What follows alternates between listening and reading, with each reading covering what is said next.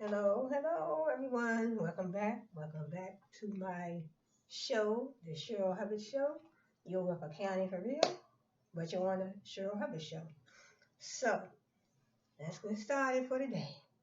First, I have here, I always like to have my little snacks when I'm doing my little presentation. So, this is called latte, and it's a coconut milk drink. hmm And it has some little like fruit in it. You can see that it has a little fruit in it. So shake it up.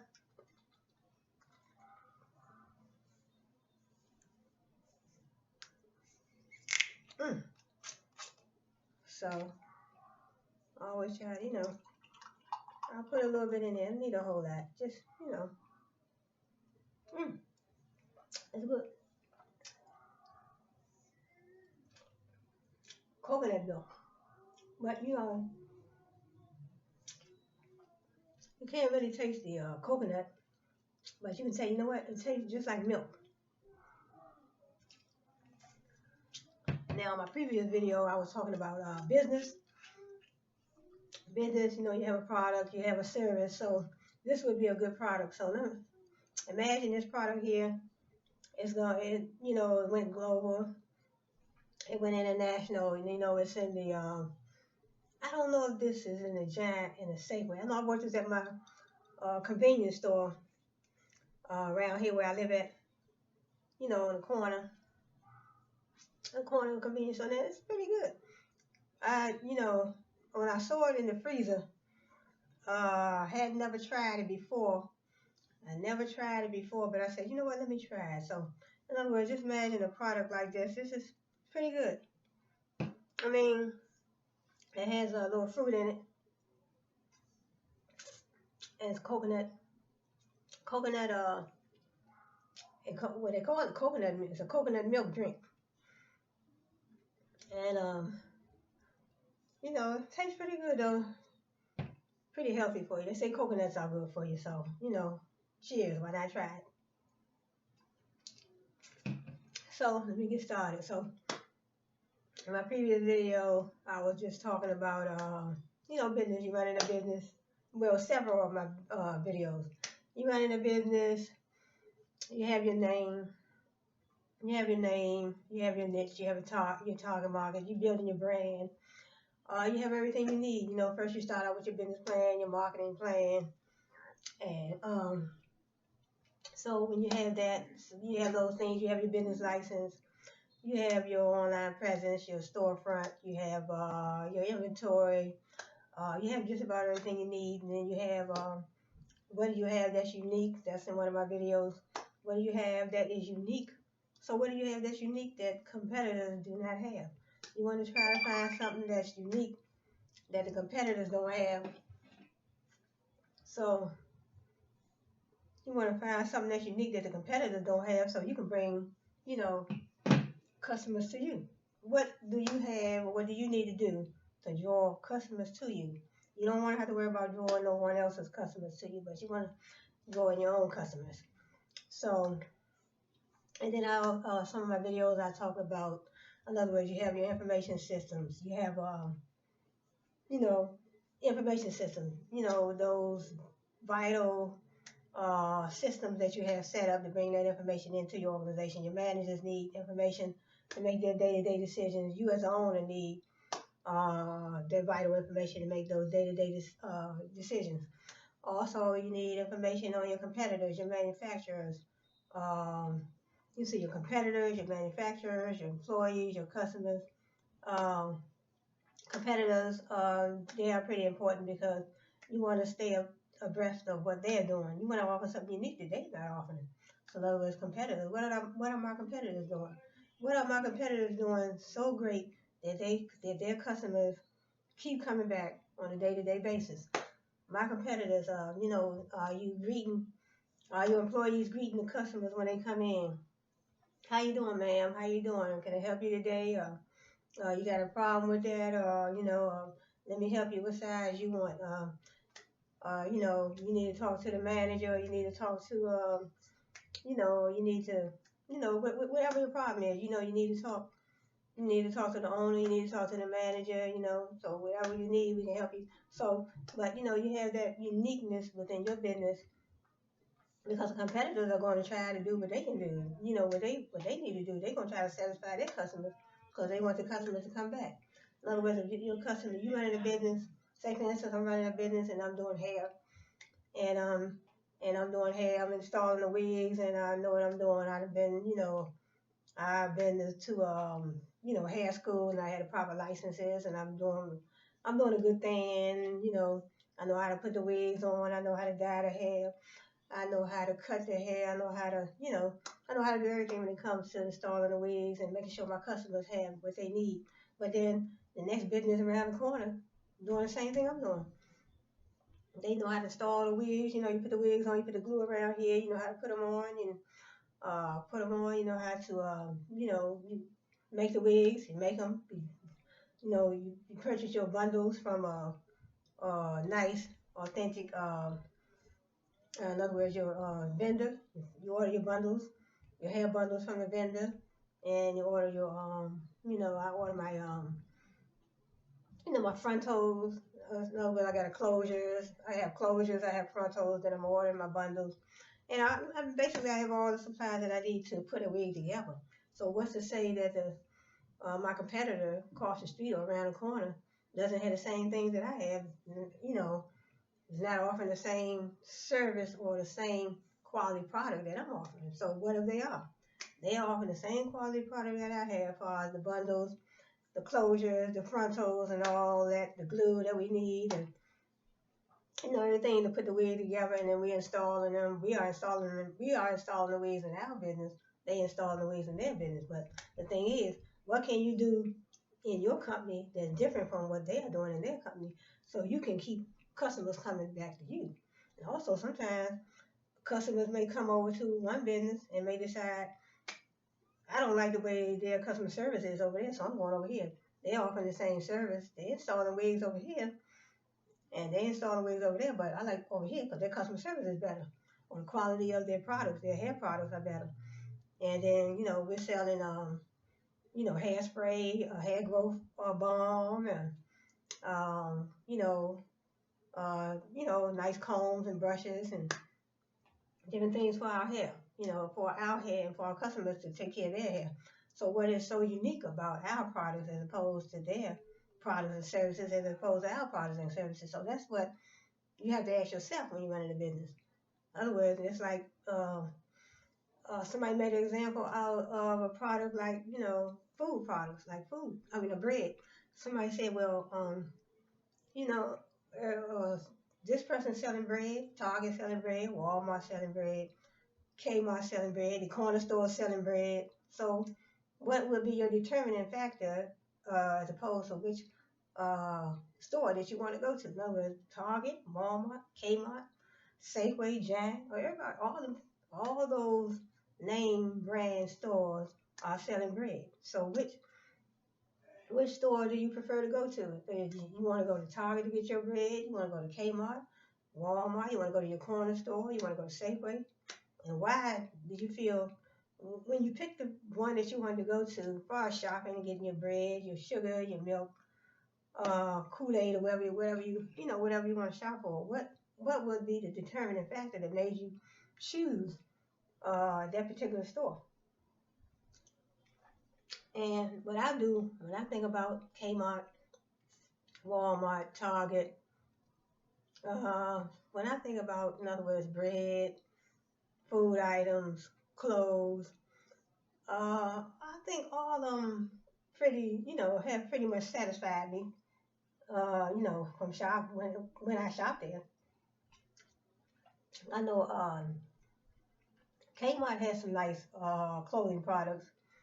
Target has some nice clothing products. Walmart, but I find that a lot of times I don't like Target's brand of clothing.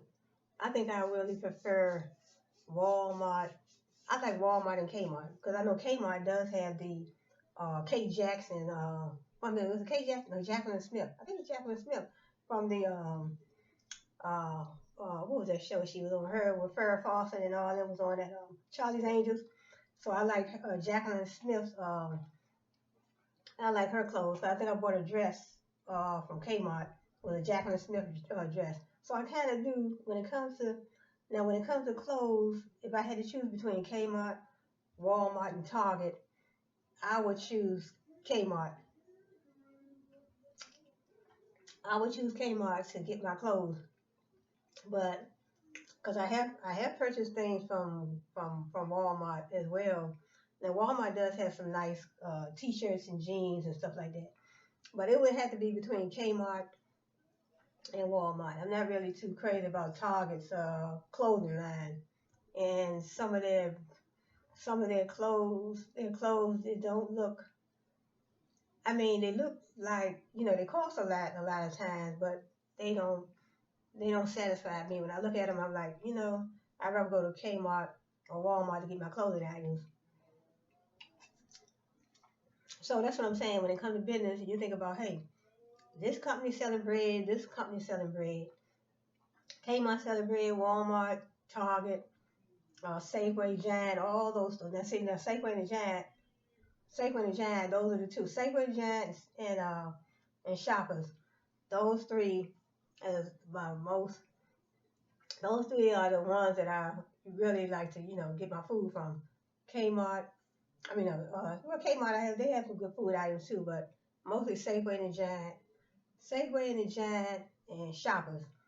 I like those brands. If I had my choice, and depending on what area I'm in, if I'm closer to Walmart and Kmart, I wouldn't mind. I have purchased food items from them too as well. Their food items are pretty good. But my first choice would be probably Safeway, Giant, and Shoppers as far as my food items. My clothing items, I probably would say Kmart and Walmart. Or Target, and that would be my last resort. I have purchased some T-shirts from Target for my sons, but I really am not. I kind of like Walmart and Kmart's T-shirts better.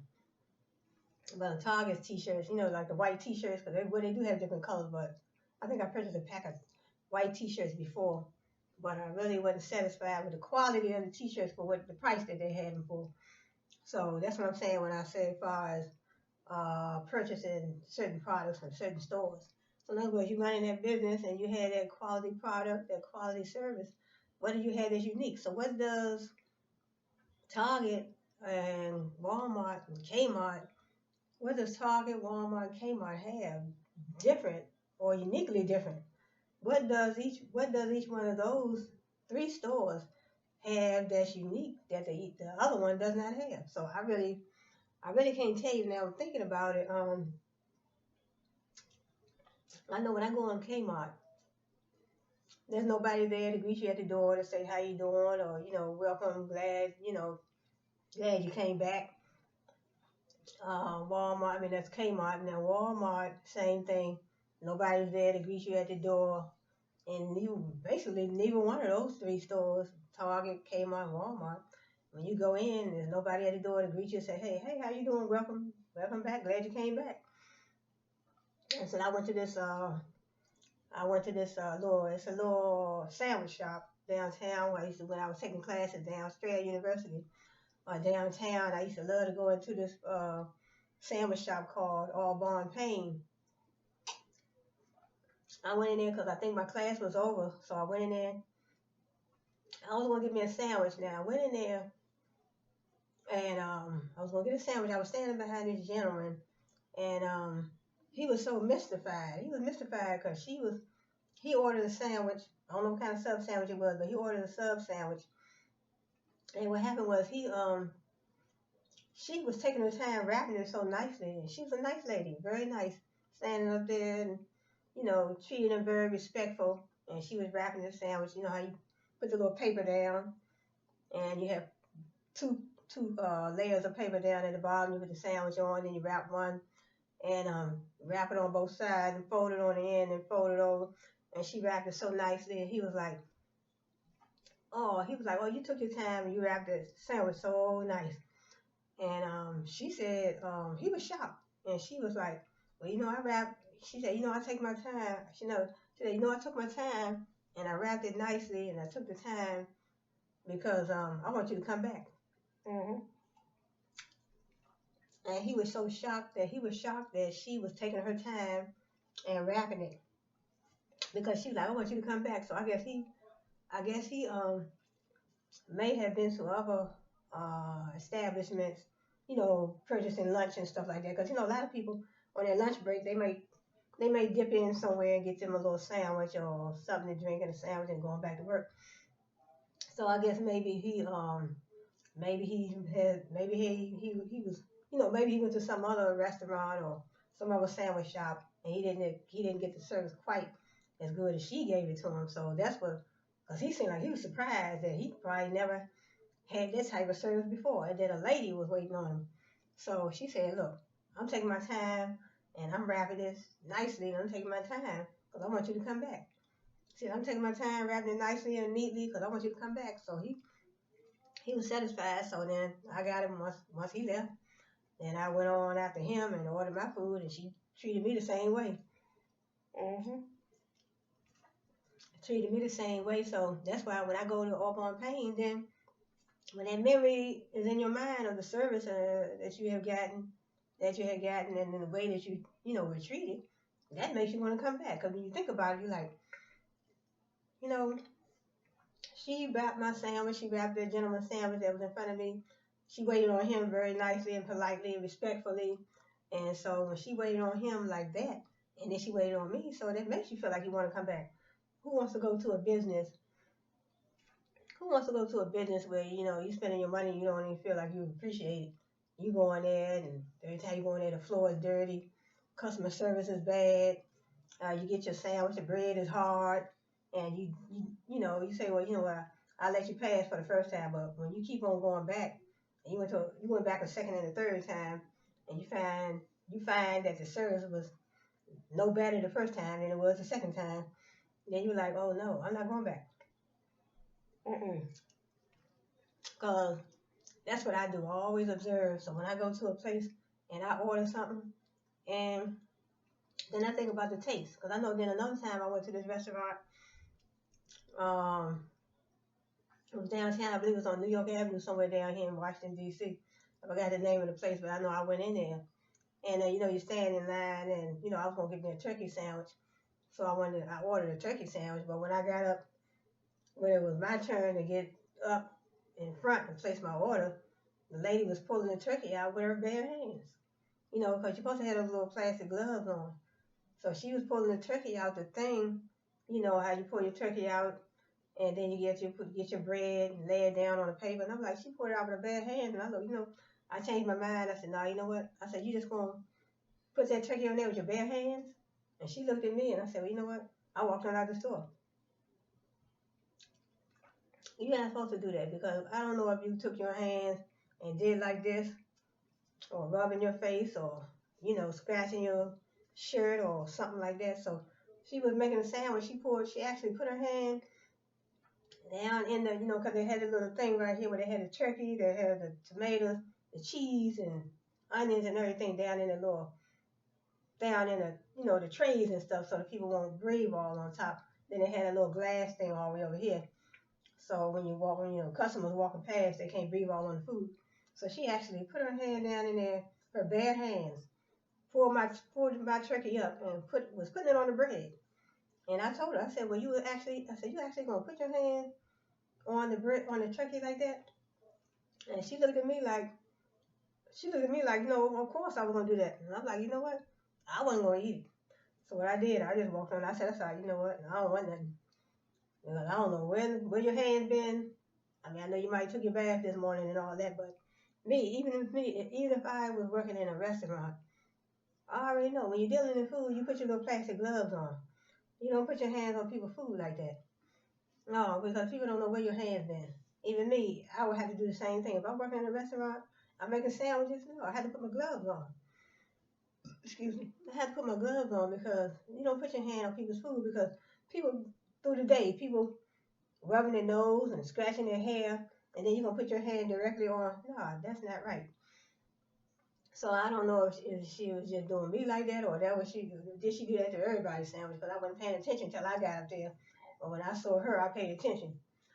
And one time, I think we had left class and we went next door because we had a Subway sandwich shop right next to Strayer University downtown here in Washington D.C. And so we were me and my friends we were in line, getting our sandwiches. So the man they did have their gloves on at that sandwich shop. I forgot the name of it was Subway sandwich shop. So they had their gloves on that day, but it was a lady that was in front of me. They had they was making her sandwich and the sandwich had whatever she had, whatever kind of sandwich she had, it had hair on it. So I was behind her and I spotted that. And I told the lady, I said, you know what, miss, they got hair. There's hair. There's some hair on that sandwich they fixing together for you. And she was like, I'm glad you told me. But she didn't even see it. I was behind her and she waiting on them to fix her sandwich. So when they was fixing her sandwich, it was hair on her sandwich. So sometimes you have to pay attention when they're fixing those sandwiches. And they have to make sure the meat is fresh. Because sometimes they can be putting the old meat on them sandwiches and just put it on there. If you don't pay attention, then that's how it's going to be. You're going to have some meat that's old. Because I know that one time me and my husband, we went up to, we was uptown and we was getting some food. And the food, they was selling some, what's that, sweet potato pies and some macaroni and cheese. And so the sweet potato pie was like, I ordered a sweet potato pie, but then once I got outside, I looked at that thing, I was like, oh no, you know what? It looked like it was old, so I didn't even eat it. Mm-hmm. So sometimes when it comes to food service is very important. So in other words, you're running a business and you're dealing in food, you're selling retail. See, that's why when I started my business, or when I resumed, I would say, because I started my retail business, I was selling ladies' bags, t-shirts, and socks and headbands and jewelry, earrings and necklaces and things of that nature. So, but when I resume, I do want to get back into my retail. I don't want to do no food service because you have to have, in other words, I guess there's nothing wrong with that if you have the right place. You have a nice kitchen where you can make, in other words, whatever you run in a cupcake business, you have to make sure the place is clean. People, because it's food going into people's mouths. So their health and all that is involved. You got to have a clean place. So that's important. So that's why I would rather deal in retail, and I won't have as many responsibilities as that. You have to have clean. You have to have a clean place. They have to come. Have the health inspectors have to come out and make sure you don't have rats and mice, no rodents and all that, because what if that stuff you can get sued. That stuff, they say, oh, she got mice, she got roaches and rats and all that. Hopefully you don't have no rats in your business, but mice and roaches and whatever kind of rodents you have, them type of things can get into the food. So so you have to be very careful. So like I said, when you're running a business, you have so many stipulations, especially when it comes to that food. You're cooking. That cooking is very important. So you're cooking cakes, whatever you're cooking, cakes, cupcakes, fried chicken, whatever restaurant, whatever type of food you're cooking. So you have to have, a very clean, very clean kitchen. So like I said, you have your business, you have your niche. You have you have your target market, you building your brand. You're building your brand. You already started out with your marketing plan, your business plan. So those things are very important. Then, what do you have that's unique that your customers your competitors don't have? You're trying to draw in a mass amount of customers. So, business is, then I'm saying about the information system. What information do you need within your business? You need that information. Managers need that information. Owners need that information. Suppliers, manufacturers, customers, employees, competitors, whoever needs that information. Internally, the managerial information. Then you have your financial information, financial financial accounting, you have your managerial accounting, financial accounting, those auditors, the creditors, banks, credit unions, you have your managerial accounting, your managers, your owners within an organization need that vital, important information to make decisions on a day-to-day basis. What decisions do you need to make? You need to make a decision about how to deal with your competitors. Who are your competitors? Where are your competitors located? What type of products are your competitors selling? What type of uh, what type of niche are your competitors selling their products? What type of niche are they using to sell their products? What type of niche are you selling your products in? In other words, you have a niche, you might be selling hair products, they might be selling hair products, but your niche might be sensitive scalp. Their niche might be what you call alopecia. Their niche might be alopecia or hair falling out or something like that. Your niche might be different. So you want to find out what their niche is and how they are pulling in their customers. So you both might be selling hair products, but you might have a different niche. So, but still, you still want to know. You want to know what is unique about their company as opposed to your company. Your company more unique than their company? What can you do that is unique? In other words, it's something. It's all about doing your research. Do your research and you find out, what can I do? I want to offer something unique. I want my customers to be satisfied. I want to build a strong quality brand, and I want to build a strong quality customer service base. I want to I want to build a strong quality product. I want to build a strong quality service. The service that you offer. In other words, you're running a hair salon. The next person around the corner or up the street or 4 or 5 blocks over, they're running a hair salon too. So, what's different? What is different about your salon than their salon? So that is a question that you have to ask yourself. So, like I said, when you're building those information systems, those computers, you can use information technology. My major was information systems down Strayer University. So an information system doesn't have to be a computer or it doesn't have to be technology. An information system is whatever system you put together. It could be a database. It could be a database management system. It could be a different type of information system that you are not using computers or you're not using technology. Whatever system you put together. See, the system could be a pen and paper. That could be an information system. Anything that you can pull that information in through, with or through, is an information system. I'm using this system right here. This system, I have five arrows, and all five of them is what I'm using to pull my information in. So that is my system. My system consists of 5 arrows. I'm pulling in that information.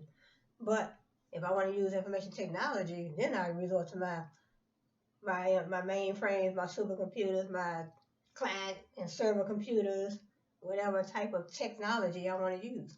My printers, my fax machines, whatever technology you can use to pull in that information. So that's what they call information technology. I'm using technology to bring in that information. My managers need technology to bring information in. They need information on our suppliers, our customers, our employees, our manufacturers. So we're bringing that information in. We're using technology, information technology. We have information systems, and we also have information systems throughout our organization. We have 4 or 5 different buildings. We have information systems set up in all of them. We have our employees. They're using those client server computers. We have a server, we have the mainframes, we have supercomputers, we have mini computers, we have microcomputers. So, and we also offer training programs. We offer training programs on coding. We need that information technology for those type of training sessions for our employees. Mm-hmm. So, that being said, information technology. So we're using that information technology. We use those we're using those, those computers, um, mainframes, supercomputers, microcomputers, mini computers, those client computers. Then we had the server computers, so the client computers can access information. And so then I want to jump over to something. In other words, if you have information systems and you have them set up, in your businesses, you need that, you need those information systems. You can use technology, information technology, to bring that information in. So we're building an information system. We make it plural. We're building information systems throughout our organization. So we want to use information technology. We need those those mainframes, those supercomputers. We need all those type of computers to bring that information. We need those supercomputers because they deal with those mathematical computations, and then we have those mainframes that you can do, um, you know, a whole lot of transactions all at one time with those mainframes. So let's jump off something where this still is technology, but let's jump into smart houses. So what would it take to build a smart house? We would definitely need technology. See, smart houses with more than curb appeal. Smart houses with home automation systems have progressed from science fiction to reality. Not only do smart houses exist today, but as the 21st century approaches, the price should fall to where most of us can afford one. So what about having a smart house? I would love to have a smart house. Everything working on computers. Everything is digital. Everything is computerized. Computers and sensors linked by literally miles of wire and electronic adapters enable the smart house to control security systems, entertainment centers, appliances, lights, blinds, heating and cooling systems, sprinkler systems, swimming pool systems, and other systems that can be activated by electrical apparatus. The smart house is filled with dozens of hidden sensors monitoring temperature, humidity, airflow, carbon dioxide, and even human presence in the house. The goal of a smart house is to coordinate all domestic systems to minimize the expenditure of energy and maximize the comfort of its occupants. A central computer called a controller ties the threads together. We interact with the home automation system via telephone, handheld remotes, keypads, touchscreen televisions, and voice commands. Living in a smart house. Do you want your home warm and cozy when you return from a trip? Just head for the nearest phone booth. Call your smart home house's controller and tell it to turn up the heat. Do you want your washing machine to turn itself on at a time when electricity costs less? Just tell the controller when you want it to start. There are lots of possibilities with a smart house. If the homeowner selects the going out mode on the master panel, the computer can arm the uh, security system and adjust the lighting and ventilation system. If it's time to celebrate at home instead of going out, the party setting might close the drapes, adjust the lighting, and tune in background music, all from one switch in the living room. The controller can be programmed to create whatever mood you want. So in other words, you want to set up a smart house. They're telling you the things they can do. You want your house to be warm and cozy when you return home from a trip. So it says, just head to the nearest phone booth. Call your smart house's controller and tell it to turn up the heat. So in other words, you got a smart house set up. When you're out in the street, you just call the phone number and talk to the controller and say, look, turn my heat up. When I get home, it'll be cozy, warm and cozy. So that's something else. Look, really? Yeah, it's something else. Environmentally conscious. And then also it says you want your washing machine to turn itself on at a time when the electricity costs less. Washing machine turning itself on. Dishwasher probably can turn itself on. Uh, Snap your fingers or tell the light come on light or turn the light on or whatever. Then it says the environmentally conscious smart house. Research in Holland reflects environmental concerns. On the roof of a smart house, a tunnel-like structure collects rainwater, which is sent to a holding tank The water collected is used to flush the toilets and water the garden. It reduces the need to use costly drinking quality water when rainwater is more appropriate. A solar boiler heats washing and bath water in the smart house, and a row of photovoltaic panels collect solar energy to charge batteries for emergency power. Gas, electricity, and water meters are integrated with the controller so that utilities and homeowners can monitor consumption. Smart house technology isn't just a luxury for the wealthy. Those who are energy savers and environmentally minded will probably end up using at least some smart house features in their own homes. Uh, Connecting peripheral devices like your printers, fax machines, and things like that. So, in an open architecture, external peripheral devices such as a printer and a mouse come with a cable and a multi-pin connector. To link a device to the PC, you plug is connected into a receptacle in much the same way you plug a lamp cord into an electrical outlet. The receptacle, called a port, provides a direct link to the micro's common electrical bus. And then we have, so that's cool. You want to set up a smart house, everything is smart. You know, basically you don't have to lift a finger. You're sitting on the couch, you know.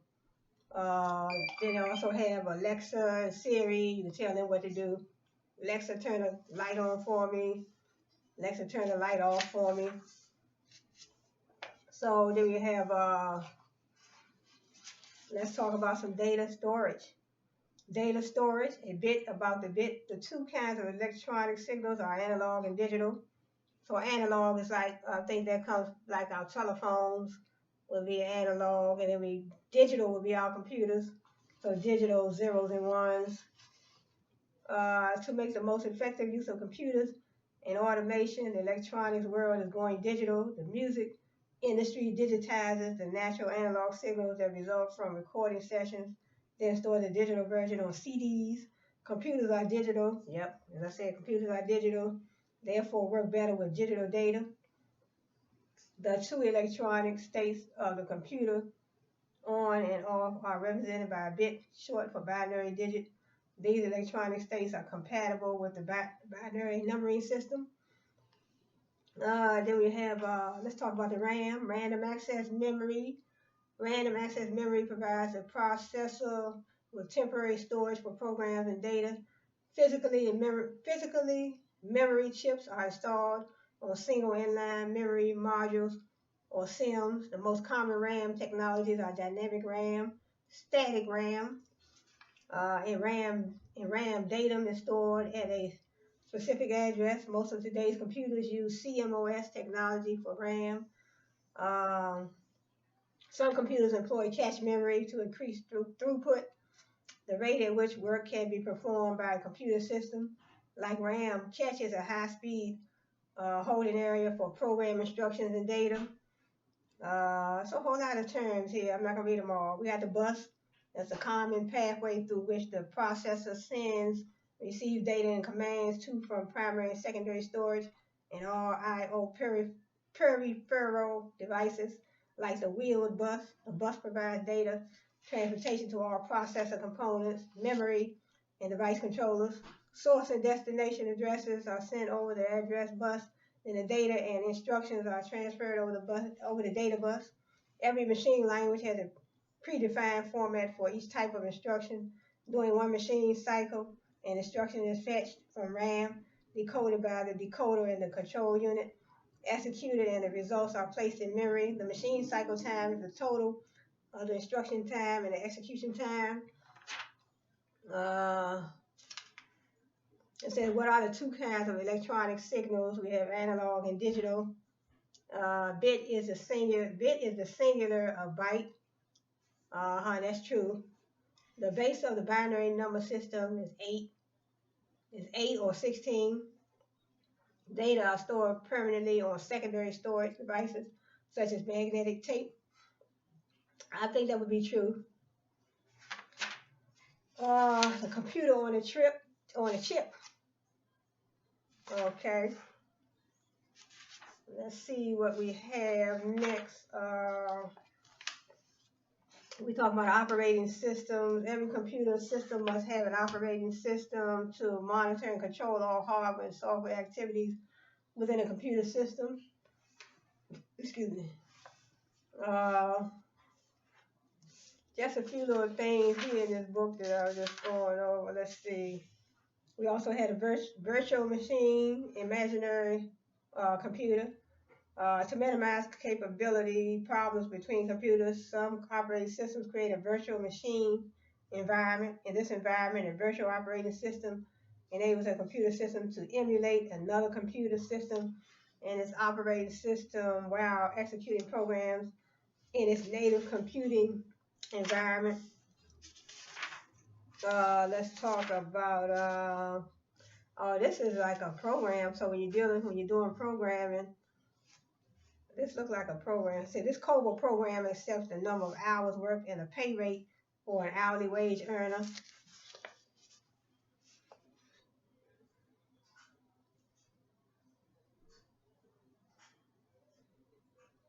Yeah, so that's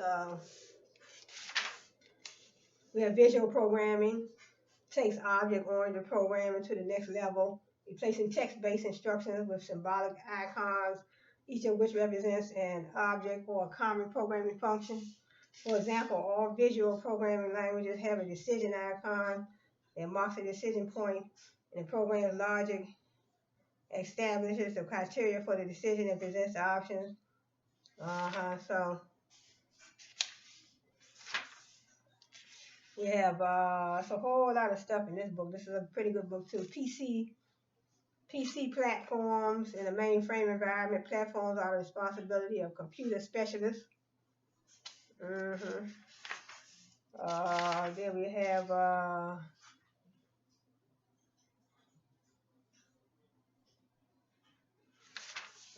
let me see. Okay, mainframe platforms.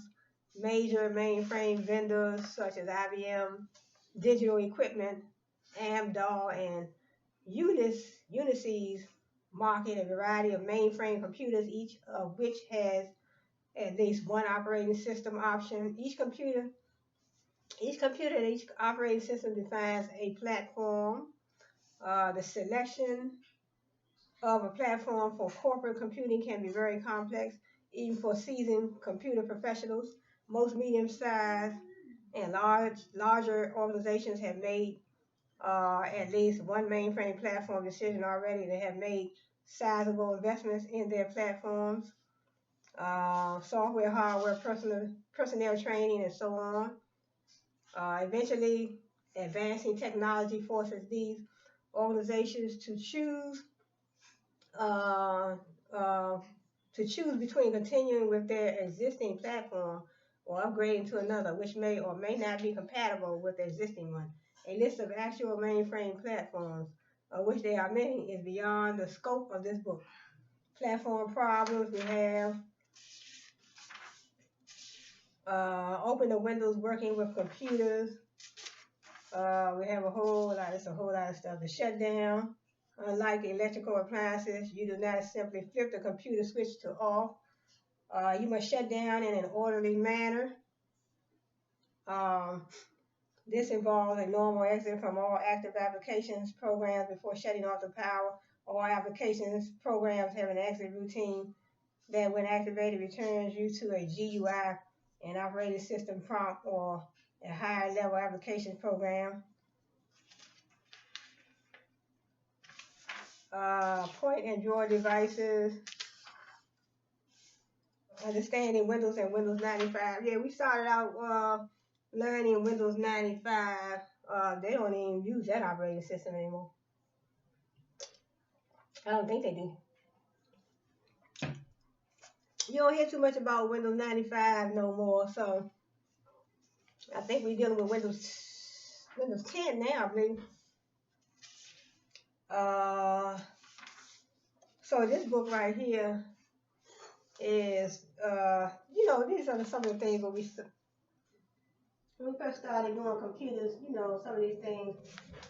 When you first start learning computers, they show you how to open a file, close a file, save a file, name a file, rename a file. you know, those type of things when it comes. So it was fun in the beginning.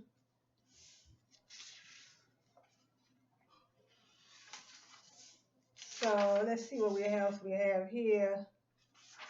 Storing and retrieving information, disks and tape backup units. So this book right here is basically giving you a lot of insights uh, on, this is a fourth edition. Let's see what else. I'm going to wrap this up in a minute. Let's see what else we have in here. Also, when you're saving information, you can always back up your files. See, back up your files.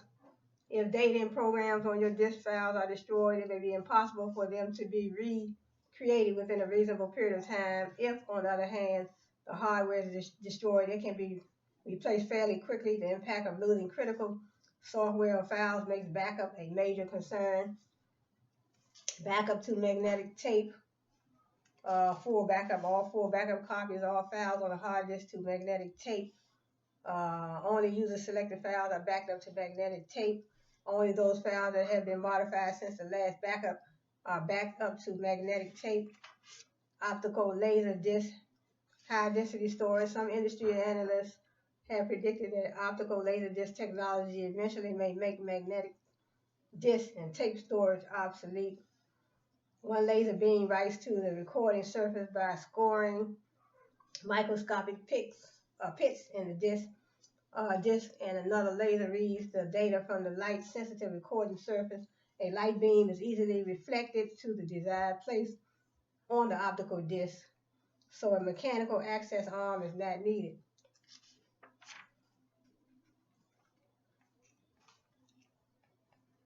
We have audio to video.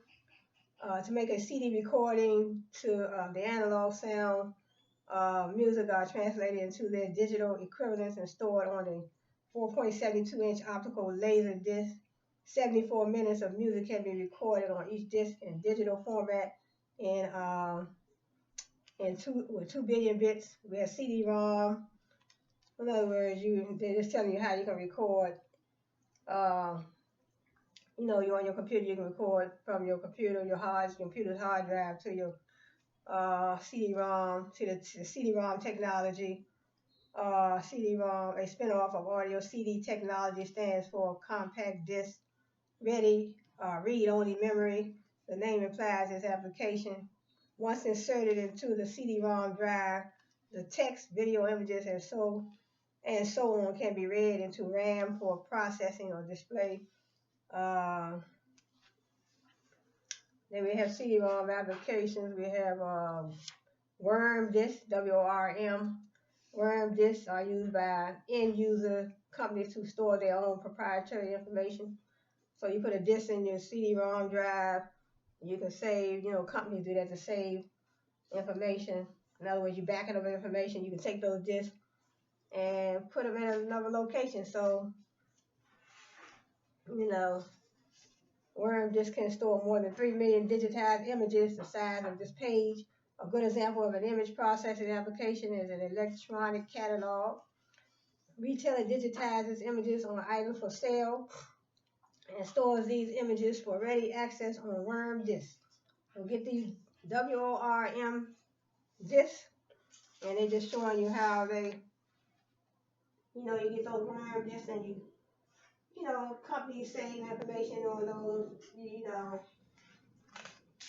because you never know, it's always good to save your information.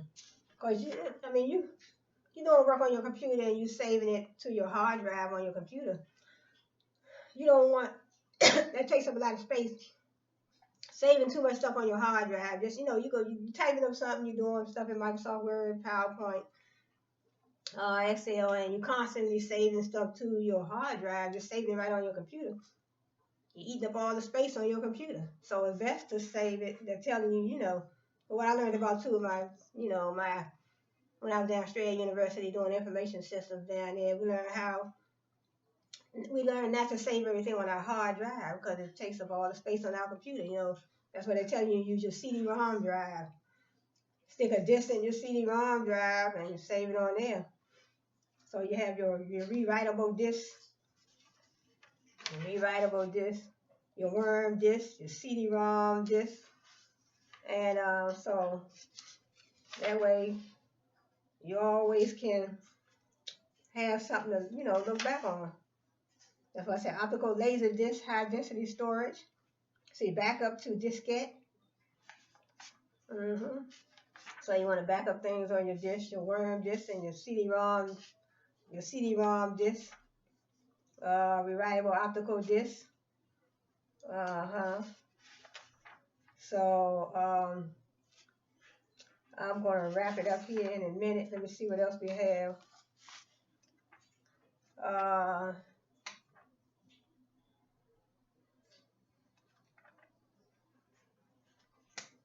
So that is a good, those are some good points there.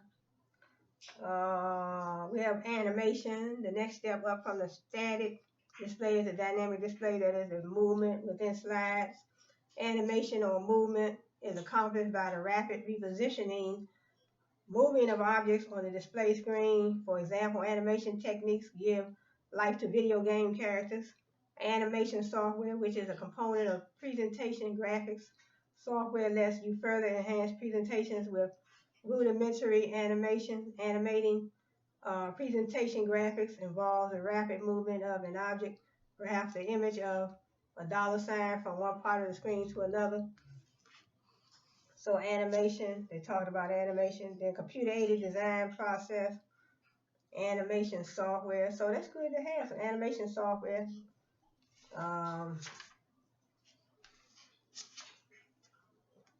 And then we have multimedia applications. What's the big deal? Multimedia is more sensual than traditional PC applications, and that it tickles our senses while interacting with us and presenting us with information. Multimedia adds a new dimension of sound to the visual aspects of computing. Multimedia applications let users access and interact with a PC that is capable of integrating text, high-resolution still graphics, motion video, animation, and sound. So multimedia is what it says, many media. Multi means many. So multimedia applications let users access and interact with a PC that is capable of interacting. So in other words, interacting text, still graphics, motion video, animation, and sound, multimedia.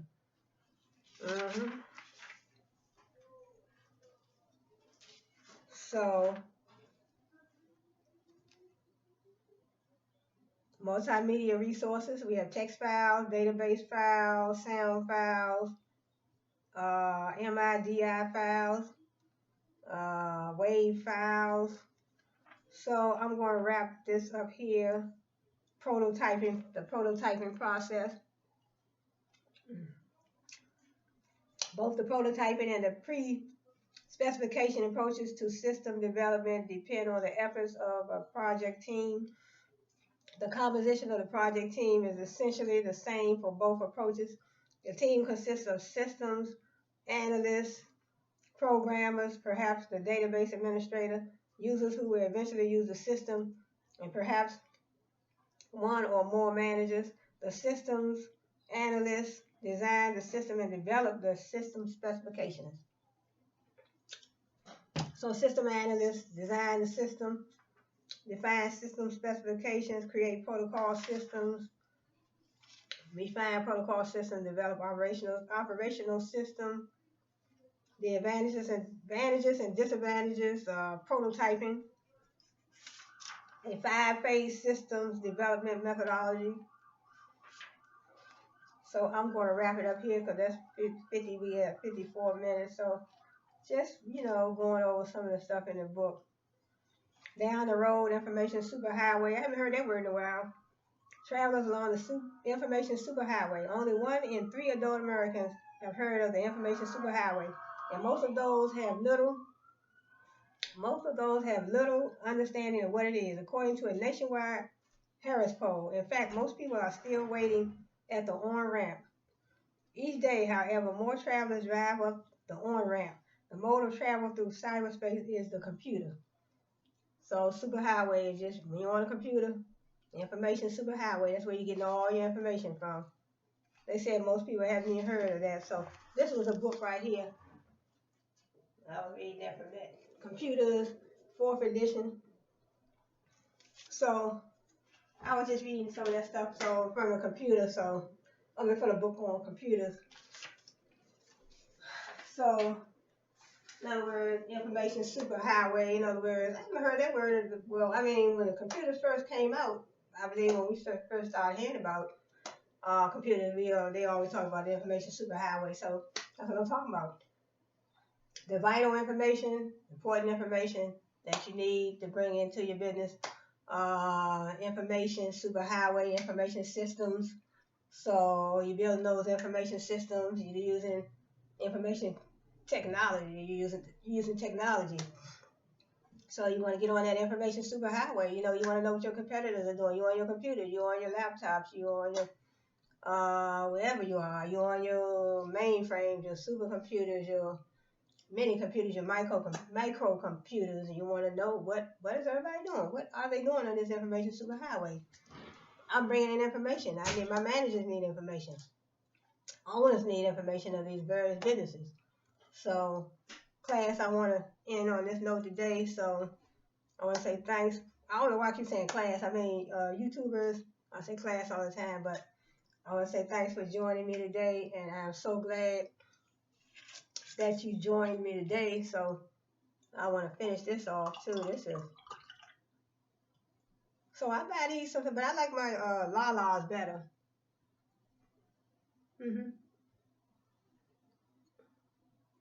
I like my Lala's, my my yogurt smoothies. My yogurt smoothies, but these are pretty good. These are milk. These are milk, coconut milk drink. Coconut milk drink. So they're pretty healthy for you. They have like the fruit.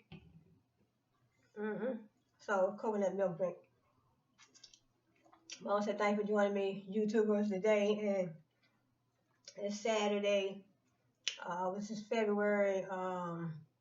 What's today? 22nd. February 22nd, 2020. Thanks for joining me, YouTubers. Thanks for joining me on the Cheryle Hubbard Show. This is the Cheryle Hubbard Show. Thanks for joining me, Counting for Real, on the Cheryle Hubbard Show. So I want to say thanks for joining me, and I'm going to try to do some more, cooking segments on my channel. So thanks for joining me today, and I hope to see you again, same place, same time, same channel. And this is the Cheryle Hubbard Show. And I do want to, do a whole lot of different things. The Cheryle Hubbard Show, it was initially the Counting for Real channel, but I'm still the Counting for Real. I will still be having accounting. I will have accounting tutorials, business, like I just had today, business segments where I, just give you information on business. You're running your business. You're running your business, you want everything to be perfect. And they have, I see, when I'm watching the news for the past couple of weeks, I have seen a whole lot of young people running their businesses, starting their little businesses. Let's see, one young fella, he had a business, what type of business was that? I think it was like a clothing business. There's so many businesses that you can open up. The young fella had a clothing business. I think that was a nice business. I always like clothing too, retail. And I like Nike t-shirts, regular plain old t-shirts, regular plain white t-shirts, different color t-shirts. So, whatever type of business you want, I started out doing, like this hair right here.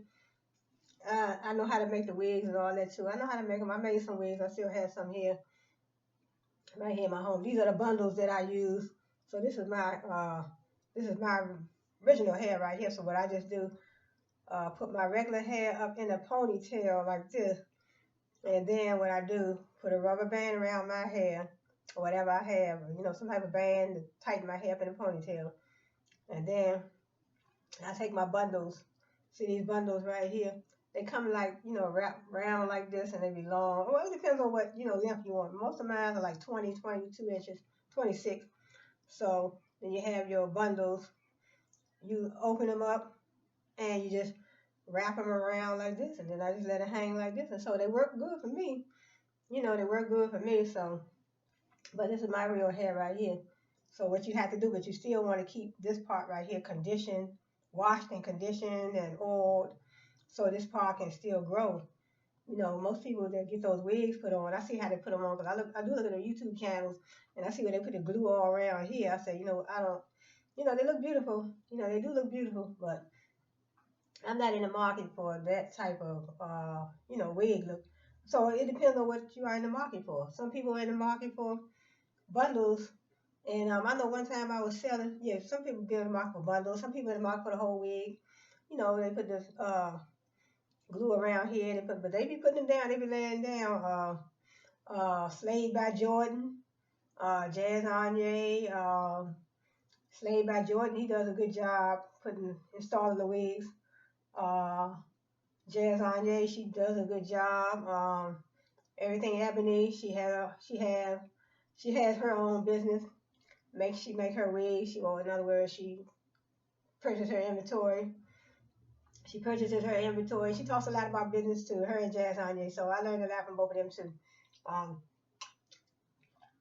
so in other words, she purchases her inventory, her bundles, and she put her own wigs together, and they're beautiful too. And the type of hair, I think she has the. I think she be marketing the kinky curly, and I forgot what other kind of hair. I think it's only 3 or 4 different types of hair that she does market. So in other words, it depends on what you're in the market for. Somebody might be in the market for wigs, getting a wig installed on their head. Somebody might, like me, I'm just in the market for bundles. I just purchase the bundles and put those on, and that's all I need. Some people they in the market for buying the wigs, and some people buy the bundles. Some people buy the wigs and plus have them installed, but some people just in the market for the bundles and then they're making their own wigs. So it depends on what you're in the market for. Some people are in the market for Nike t-shirts. Some people are in the market for regular white t-shirts. Some people are in the market for stretch jeans. Some people may be in the market for regular Levi's jeans. Some people may be in the market for like these shirts right here, see? And I purchased these. I had a number of these shirts I had on my business web page, and it's a Browns t-shirt. It's a Browns t-shirt. Brown, the Brown team, and it's a Nike with the Nike symbol. So I was in the market, and I had several other Nike t-shirts that I had on my business page, but they wasn't selling that well. So I said, you know what? I just let me and my family, we just start wearing them. So I said, why not? Nike. Purchased these off the Nike website, and I think I purchased about 20 or 30 of them, and I sold some of them, but the rest of them I just gave some to my sons, and I wear some, and they wear some. So, and then they have a lot of nice stuff on there: Nike T-shirts, Nike socks, Nike headbands. I like the Nike ladies tights that they have too. Ladies tights, the Nike lady tights are beautiful. I like to probably order me some of those later. So I want to say, YouTubers, thanks for joining me today. Just talking about business. I can just keep on talking, but I don't want to make this video too long. So, then I do my own nails too. I do my own nails.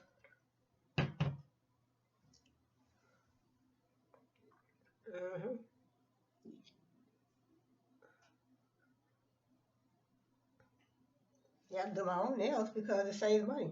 Do my own hair. Do my own hair, my own nails. So I want to say thanks for joining me today, and I will see you next time. Same place, same time, same channel. The Cheryle Hubbard Show.